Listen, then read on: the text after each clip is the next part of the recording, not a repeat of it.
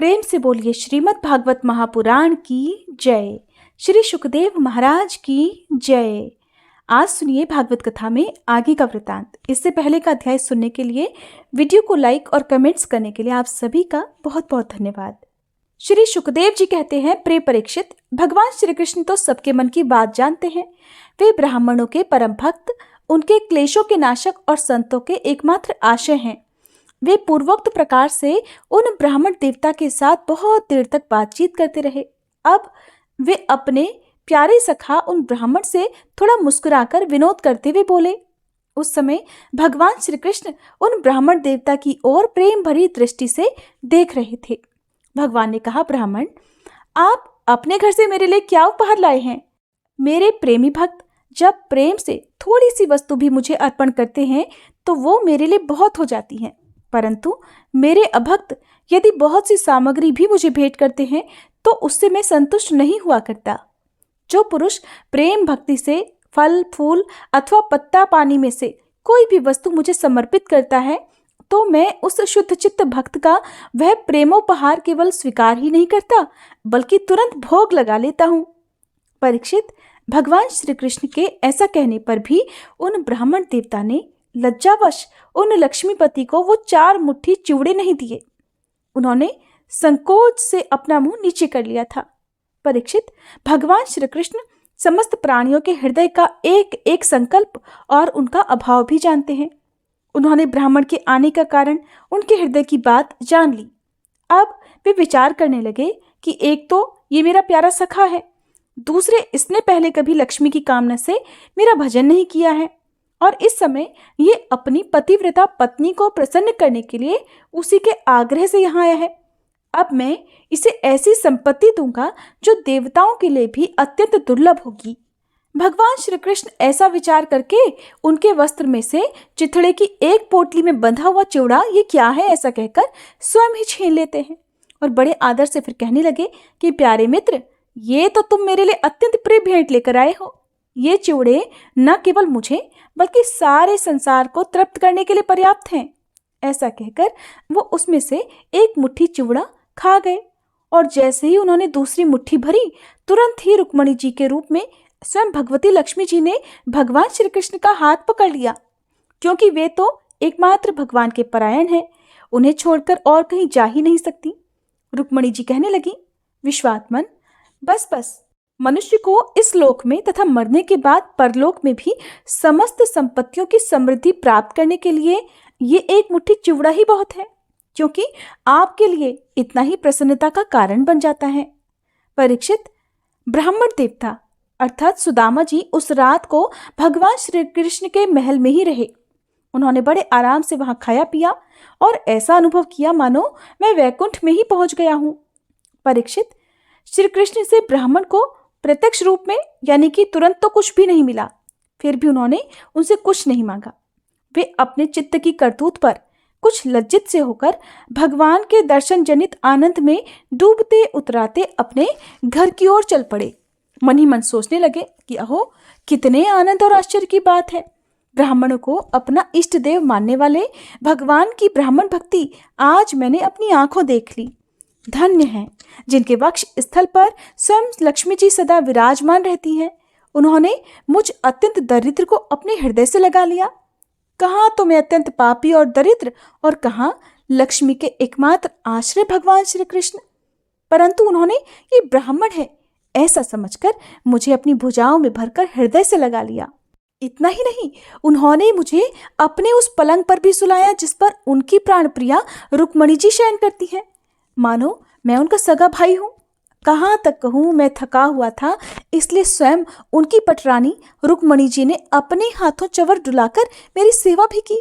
ओहो, देवताओं के आराध्य देव होकर भी ब्राह्मणों को अपना इष्ट देव मानने वाले प्रभु ने पांव दबाकर अपने हाथों खिला पिलाकर मेरी अत्यंत सेवा की और देवताओं के समान मेरी पूजा की।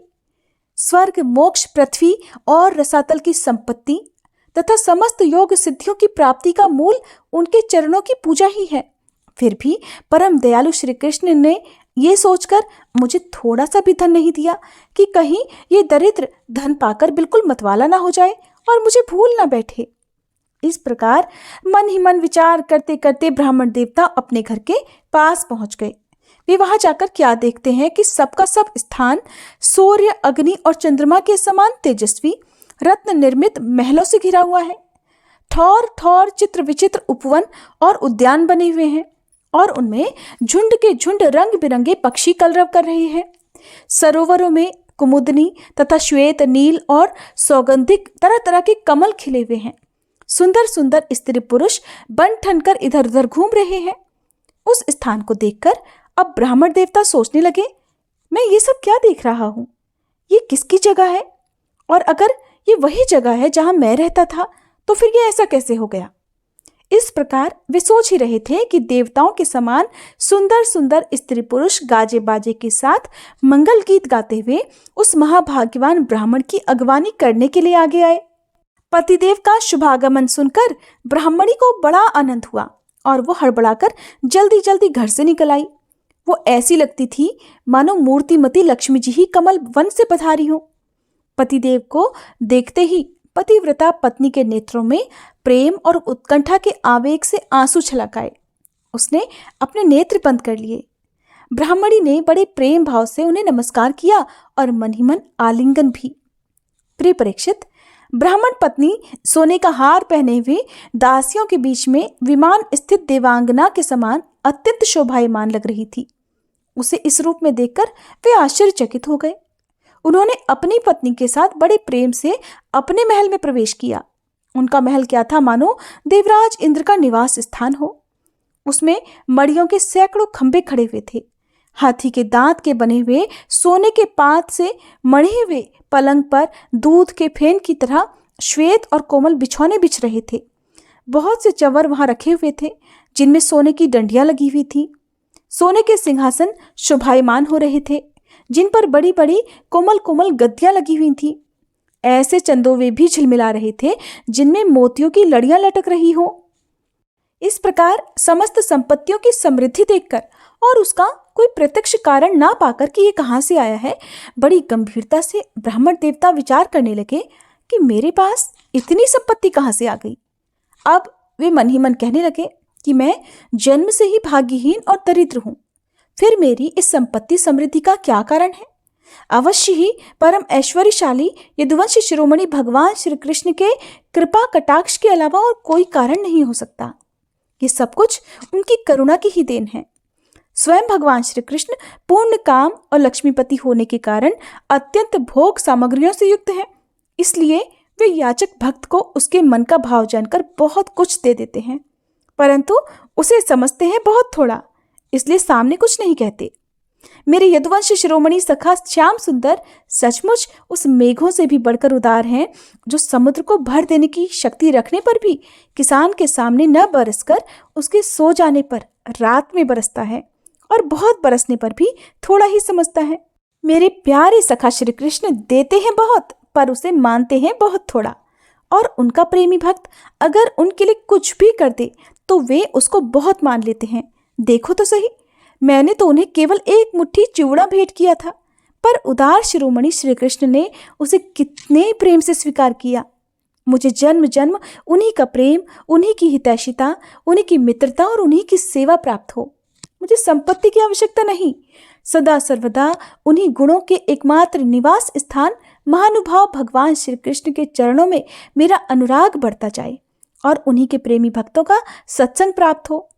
परीक्षित, अपनी बुद्धि से इस प्रकार निश्चय करके वे ब्राह्मण देवता त्याग पूर्वक अनासक्त भाव से अपनी पत्नी के साथ भगवत प्रसाद स्वरूप विषयों को ग्रहण करने लगे और दिनों दिन उनकी प्रेम भक्ति बढ़ने लगी। प्रिय परीक्षित, देवताओं के भी आराध्य देव भक्त भयहारी यज्ञपति सर्वशक्तिमान भगवान स्वयं ब्राह्मणों को अपना प्रभु, अपना इष्ट देव मानते हैं। इसलिए ब्राह्मणों से बढ़कर और कोई भी प्राणी जगत में नहीं है। इस प्रकार भगवान के प्यारे सखा उस ब्राह्मण ने देखा कि यद्यपि भगवान अजित हैं, किसी के अधीन नहीं है, फिर भी वे अपने सेवकों के अधीन हो जाते हैं, उनसे पराजित हो जाते हैं। अब वे उन्हीं के ध्यान में तन्मय हो गए। ध्यान के आवेग से उनकी अविद्या की गांठ कट गई और थोड़े ही समय में भगवान का धाम और जो कि संतों का एकमात्र आश्रय है, उन्होंने प्राप्त किया। परीक्षित, ब्राह्मणों को अपना इष्ट देव मानने वाले भगवान श्री कृष्ण की इस ब्राह्मण भक्ति को जो सुनता है उसे भगवान के चरणों में प्रेम भाव प्राप्त हो जाता है और वह कर्म बंधन से मुक्त हो जाता है। श्री सुखदेव जी कहते हैं, परीक्षित, इसी प्रकार भगवान श्री कृष्ण और बलराम जी द्वारका में निवास कर रहे थे। एक बार सर्वग्रास सूर्य ग्रहण लगा, जैसा कि प्रलय के समय लगा करता है। परीक्षित, मनुष्यों को ज्योतिषियों के द्वारा उस ग्रहण का पता पहले से ही लग गया था, इसलिए सब लोग अपने अपने कल्याण के उद्देश्य से पुण्य आदि उपार्जन करने के लिए समंत पंचक तीर्थ कुरुक्षेत्र में आए। समंत पंचक क्षेत्र वो है जहाँ शस्त्रधारियों में श्रेष्ठ परशुराम जी ने सारी पृथ्वी को क्षत्रियहीन करके राजाओं की रुधिर धारा अर्थात रक्त की धारा से 5 बड़े बड़े कुंड बना दिए थे। जैसे कोई साधारण मनुष्य अपने पाप की निवृत्ति के लिए प्रायश्चित करता है, वैसे ही सर्वशक्तिमान भगवान परशुराम ने अपने साथ कर्म का कुछ भी संबंध न होने पर भी लोक मर्यादा की रक्षा के लिए वहीं पर यज्ञ किया था। परीक्षित, इस महान तीर्थ यात्रा के अवसर पर भारतवर्ष के सभी प्रांतों की जनता कुरुक्षेत्र आई थी। उनमें अक्रूर, वसुदेव, उग्रसेन आदि बड़े बूढ़े और गद, प्रद्युम्न, सांब आदि अन्य यदुवंशी भी अपने अपने पापों का नाश करने के लिए कुरुक्षेत्र आए थे। एकाग्र चित्त से संयम पूर्वक सभी ने स्नान किया और ग्रहण के उपलक्ष्य में निश्चित काल तक उपवास किया। उन्होंने ब्राह्मणों को गोदान किया, ऐसी गौओं का दान किया जिन्हें वस्त्रों की सुंदर सुंदर झूले, पुष्पमालाएं और सोने की जंजीरें पहना दी गई थी।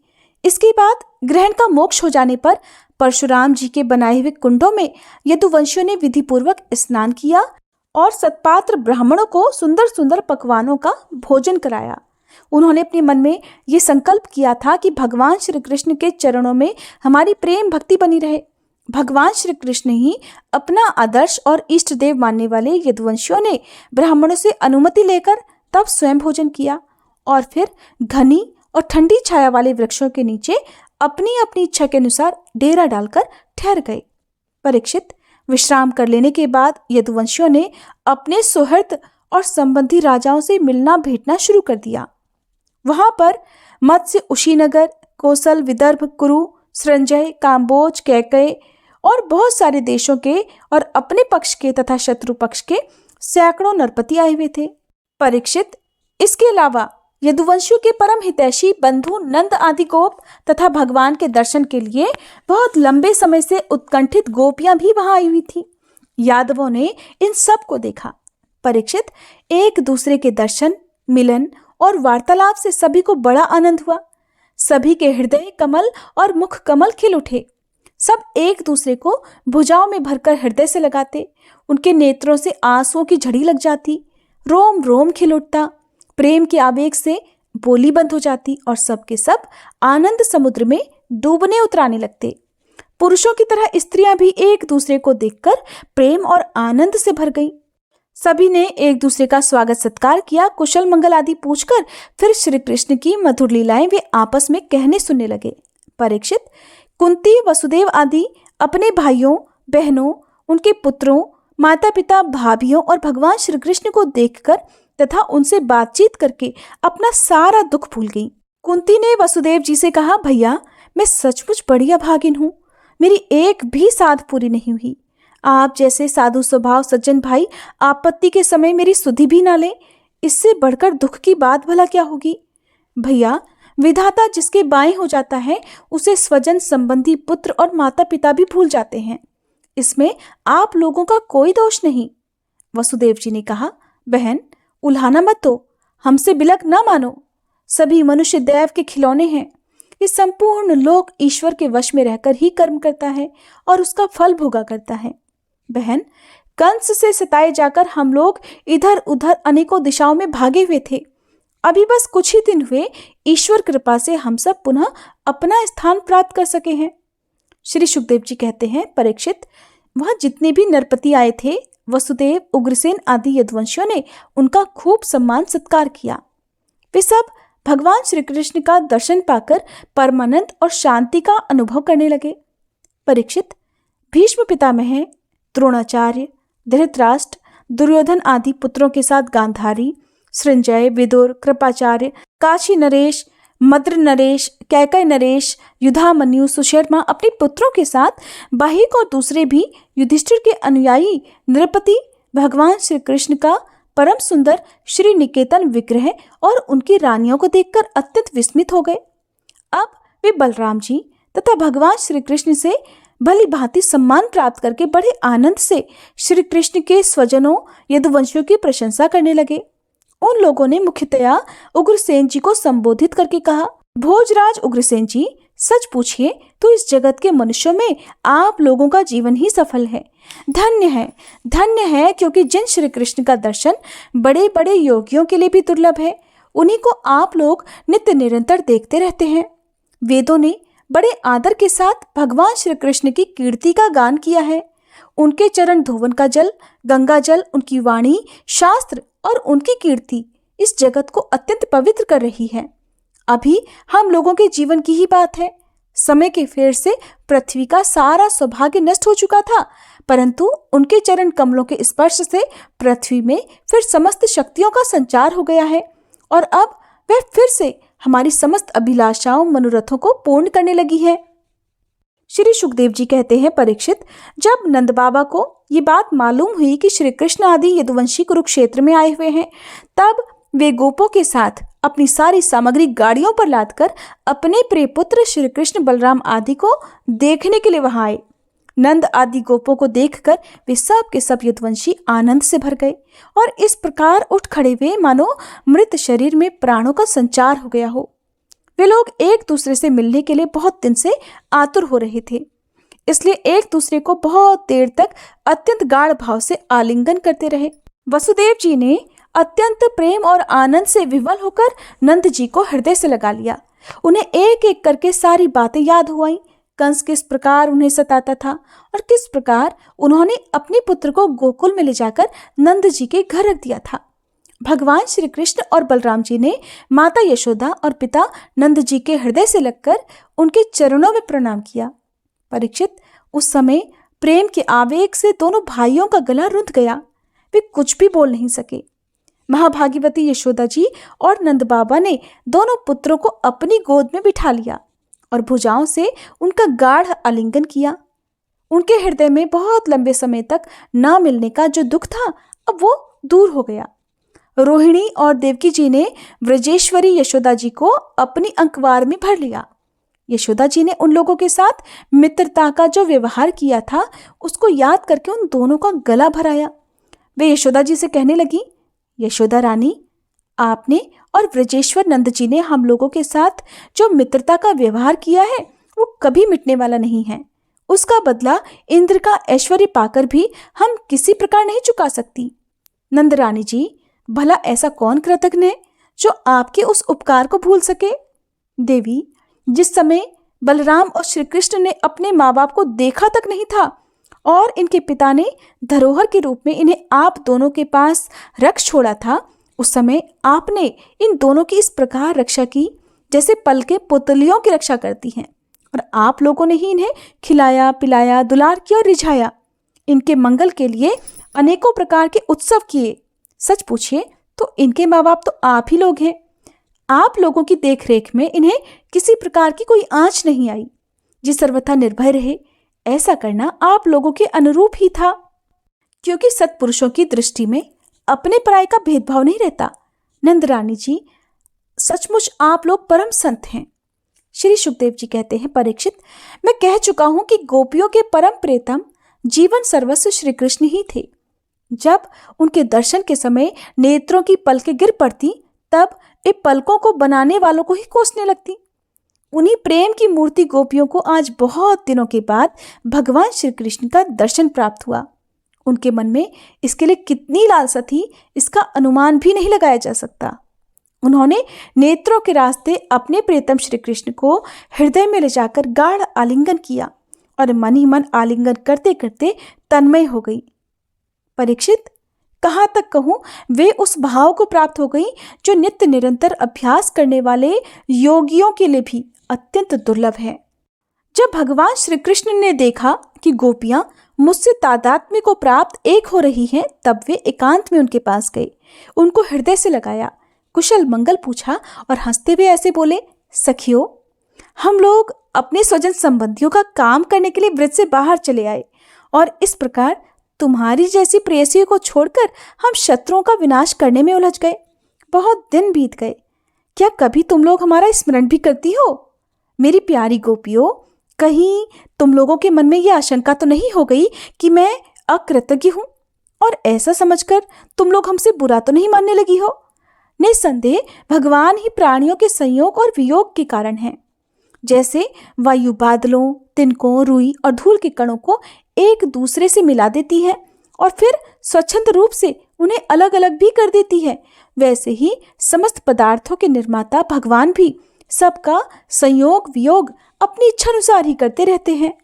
सखियों, ये बड़े सौभाग्य की बात है कि तुम सब लोगों को मेरा वह प्रेम प्राप्त हो चुका है जो मेरी ही प्राप्ति कराने वाला है, क्योंकि मेरे प्रति की हुई प्रेम भक्ति प्राणियों को परमानंद धाम प्रदान करने में समर्थ है। श्री सुखदेव जी कहते हैं, परीक्षित, भगवान श्री कृष्ण ने इस प्रकार गोपियों को अध्यात्म ज्ञान की शिक्षा से शिक्षित किया। उसी उपदेश के बार बार स्मरण से गोपियों का जीवकोश, लिंग शरीर नष्ट हो गया और वे भगवान से एक हो गई, भगवान को ही सदा सर्वदा के लिए प्राप्त हो गई। उन्होंने कहा, हे कमलनाभ, अगाध बोध संपन्न बड़े बड़े योगेश्वर अपने हृदय कमल में आपके चरण कमलों का चिंतन करते रहते हैं।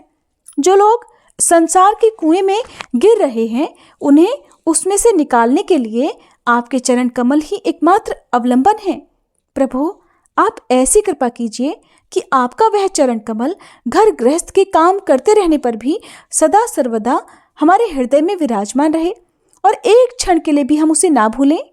हरे कृष्णा। आज के अध्याय में बस इतना ही। इसके बाद जो कुछ भी हुआ उसका वृतांत आप सभी अगले अध्याय में जरूर सुनिएगा।